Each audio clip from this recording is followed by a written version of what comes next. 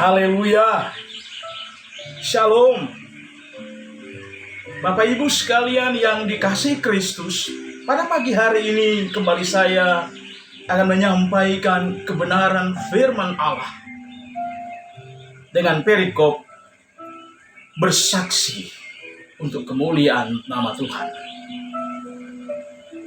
Saudaraku yang dikasihi Kristus, mari kita buka dalam firman Allah yang terambil dalam kitab Kisah Rasul pasal 1 ayatnya yang ke-8. Bunyinya demikian, tetapi kamu akan menerima kuasa kalau Roh Kudus turun ke atas kamu, dan kamu akan menjadi saksiku di Yerusalem dan sampai seluruh Yudea dan Samaria sampai ke ujung bumi. Bapak Ibu sekalian yang dikasihi Kristus, firman Allah yang barusan kita dengar dikatakan bahwa perintah Tuhan dalam komando agung Yesus, Matius 28 ayat 18 sampai 20. Dia berkata, karena itu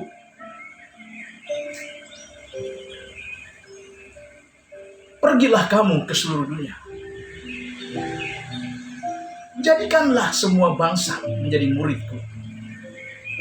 Itu komando agung Yesus. Adalah bagian penting yang diberikan oleh Allah kepada setiap pemerintah. Ada orang berkata, itu tanggung jawab spesial dari para pastor, para pendeta, para gembala sidang, para evangelis. Itu benar, karena masuk ke dalam kategori pelayanan. Dalam bahasa Yunani adalah diakon atau diakonos. Diaken dalam artian sebagai pelayan. Tetapi dalam komando agung Yesus, Dia merangkum segala sesuatu ketika kita telah menerima Dia secara pribadi sebagai Tuhan dan Juru Selamat. Saudaraku, Tuhan mengajar kita, jadikan hidup kita sebagai saksi buat pribadi kita, buat keluarga kita, di lingkungan sejawat kita, di mana kita dipercayakan Tuhan sesuai dengan talenta kita berkarya. Kita bersaksi kepada setiap orang yang belum menerima Injil Kristus Yesus sebagai Tuhan dan Juru Selamat. Karena itu saudara yang dikasihi Tuhan, firman Allah pada pagi hari ini disampaikan di dalam beberapa kebenaran firman yang dicatat dalam kitab suci. Tujuan daripada kita bersaksi, saudara. Kita tahu bersama tugas utama daripada gereja, teologi gereja. Pertama adalah diakon. Yang kedua, marturia atau martir. Yang ketiga adalah koinonia. Tapi orang lupa bahwa tugas utama adalah gereja adalah saksi. Secara pribadi, secara person, gereja adalah saksi. Kita pribadi, orang-orang kudus, hamba-hamba Allah, umat-umat Allah menjadi saksi. Menjadi surat-surat terbuka kemanapun kita pergi. Dari tutur lisan kita, saudaraku, sikap hidup kita sehari-hari dapat mencerminkan siapa kita di hadapan sesama, siapa kita di hadapan Allah. Saudaraku yang dikasihi Tuhan, firman Allah berkata, kamu akan menerima kuasa kalau Roh Kudus turun ke atas kamu. Kalau Roh Kudus turun ke atas kamu, jadi modal para saksi Kristus adalah diurapi oleh Roh Kudus. dipenuhi oleh Roh Kudus. Tanpa diurapi Roh Kudus, saudaraku, kita akan menyampaikan firman Allah dengan hambar. Tapi kalau kita diurapi oleh Roh Kudus, firman yang kita sampaikan ada kuasa, ada otoritas di dalam. Sehingga kita melihat ada banyak orang yang di luar sana, mungkin mereka terikat dengan kebejatan moral, terikat dengan kebiasaan duniawi. Tetapi dengan kuasa firman yang disampaikan, mengubah segalanya dari negatif menjadi positif. Menjadi orang yang tidak berpengharapan, menjadi orang yang sudah berpengharapan di dalam Kristus. Dari orang yang tidak punya kepastian dalam perjalanan hidup, dan ketika dia mengetahui bahwa bersaksi tentang kebenaran Allah,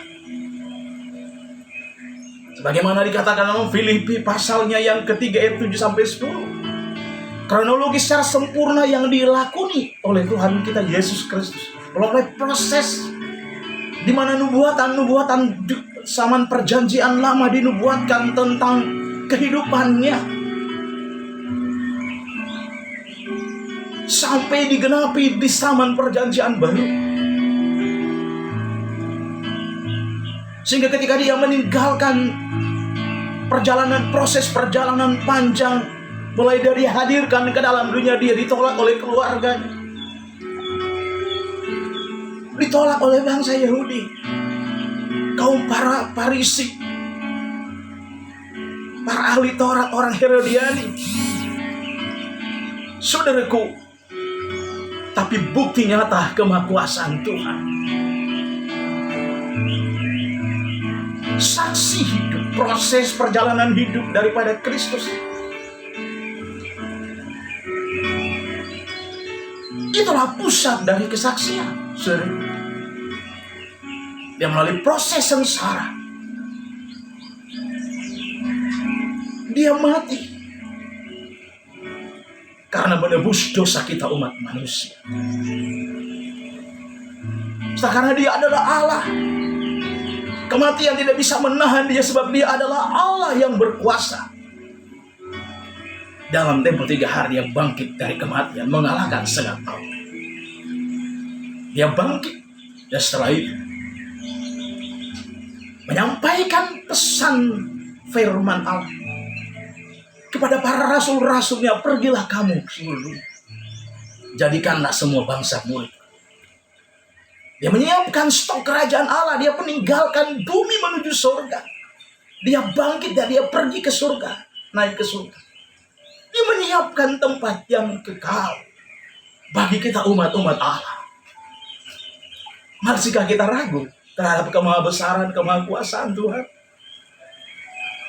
Bukti nyata kesaksian hidup dari Sang Putra, itulah Tuhan Yesus Kristus. Karena itu sebagai orang-orang percaya, kita dimodali dengan karunia-karunia yang diberikan oleh Tuhan. Karena itu penting, di dalam firman Allah dikatakan bahwa untuk mendampingi gereja menjadi saksi Kristus, saudaraku. Dikatakan tujuan hidup kita adalah bersaksi. Karena apa? Karunia rohani yang diberikan oleh Allah dalam hidup kita. Ada yang menjadi tangan, ada yang menjadi telinga, ada yang menjadi tulisan penciuman dari Tuhan. Dapat bisa membedakan mana yang dari Allah dan yang bukan dari Allah. Kaki untuk bekerja untuk Tuhan, mencari orang-orang yang terhilang. Tangan bukan menuju kesalahan orang, tapi tangan untuk bekerja, melayani pekerjaan Tuhan sesuai dengan talenta yang Tuhan beri. Sebagaimana dikatakan dalam 1 Korintus pasal 12 ayat 8-10 dan Roma 12 ayat 6-8. Saudaraku, jadi orang kalau bersaksi, saudara, kita sudah tahu tujuan daripada karunia rohani itu memang kita bersaksi, saudara. Dikatakan bahwa tujuan dari karunia rohani itu adalah untuk mengabarkan kabar keselamatan. Itu pertama. Dan Lukas pasal 4 ayat 18 sampai ayat yang ke-19, melalui karunia rohani yang kita terima dari Roh Kudus, saudaraku, karena mempunyai tujuan yang sangat penting, yaitu untuk bersaksi mengenai kebaikan Tuhan kepada orang-orang lain. Sebagaimana yang tertulis dalam Filipi pasal 3 ayat 7 sampai 10. Umat yang percaya menerima pemberian yang beraneka ragam semuanya menuju kepada setiap individu harus melakukan pekerjaan masing-masing sesuai dengan karunia yang diberikan oleh Allah dalam hidup setiap para percaya. Harusnya kita sanggup bersaksi atas iman yang diberikan oleh Tuhan melalui kehidupan nyata kita. Tujuan setiap orang menerima karunia rohani tidak peduli apakah karunia rohani itu, namun semuanya diberikan hanya dengan satu maksud dan alasan, agar kita dapat bersaksi mengenai Yesus Kristus Tuhan sebagai Juru Selamat. Pertanyaan datang kepada kita, apa yang terjadi bila kita gagal dalam menggunakan karunia-karunia rohani yang diberikan oleh Allah kepada setiap pribadi kita? Orang-orang percaya yang menolak dalam menggunakan karunia rohaninya bukan saja membuat pemberian itu merana, tetapi juga membuat hidup kekal jadi terancam dan bahaya, saudara. Banyak orang yang ketika dikaruniakan karunia khusus oleh Tuhan menggunakan karunia itu untuk dia menggunakan karunia itu untuk kepentingan dirinya, bukan lagi kepentingan kerajaan Allah. Sehingga tidak heran keberhasilan hanya dilihat dari sekasat mata. Punya A, punya B, punya C. Bukan itu. Karunia rohani adalah untuk kemuliaan hormat bagi Tuhan Yesus Kristus. Jangan pernah kita mengambil kemuliaan Tuhan. Itu bukan hak kita. Kalaupun kita ada dipercaya Tuhan dalam tempat-tempat strategi, dalam berkarya sebagai umat Allah, sebagai pelayan Tuhan, sebagai jemaat, sebagai apa saja, itu karena anugerah Allah. Semuanya itu kita bawa sebagai rasa syukur hormat kita kepada Tuhan. Karena Tuhan itu baik dalam hidup kita. Saudara. Karena itu sebagai umat Allah, marilah kita menunjukkan kesetiaan kita dalam bersaksi kepada orang lain. Mengasihi di mana Kristus mengasihi kita. Kesaksian utama hidup dari orang percaya tentu kita tahu, bukan? Sebagai orang percaya, pertama, saudara, Allah yang memprakarsai keselamatan itu. Allah juga yang menutup ketelanjangan manusia. Itu kedua, dengan jubah kekekalan. Dia mengatributi kita dengan karunia-karunia yang ada dalam hidup kita, dengan maksud dan tujuan supaya kita menghargai, menghormati Tuhan, dan jangan mengambil keuntungan di balik itu. Semua itu dengan tujuan untuk hormat, kemuliaan bagi Tuhan semata-mata, bukan, saudaraku?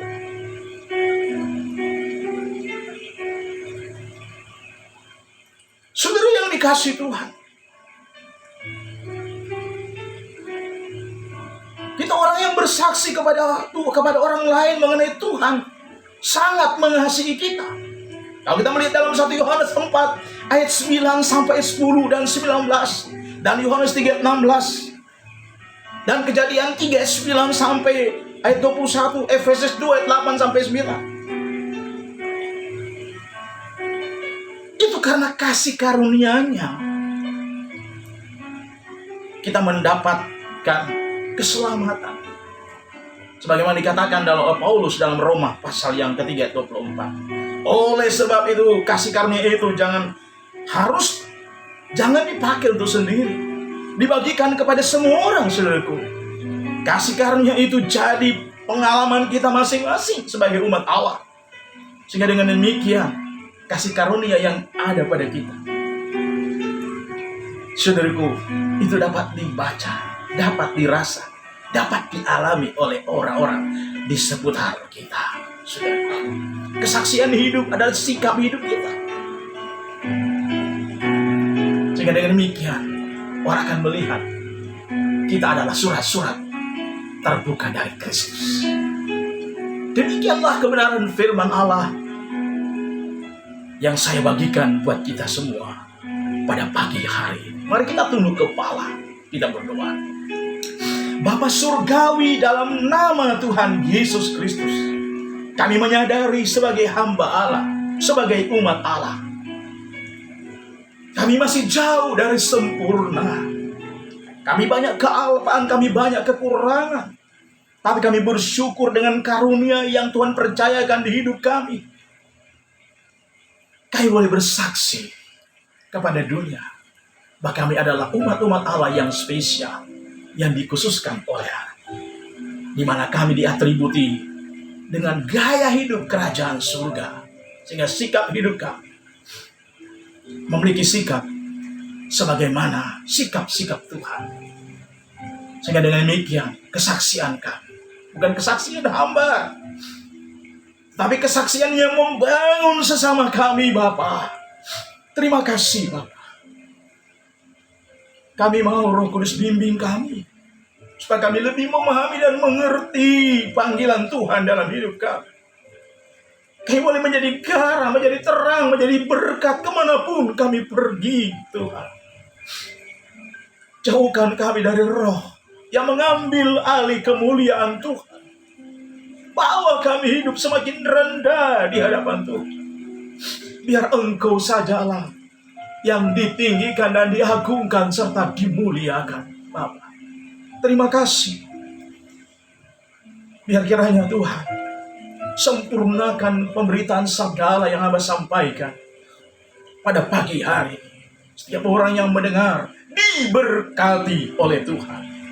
Inilah doa kami. Dalam nama Tuhan Yesus Kristus, kami berdoa dan mengucap syukur. Haleluya. Haleluya.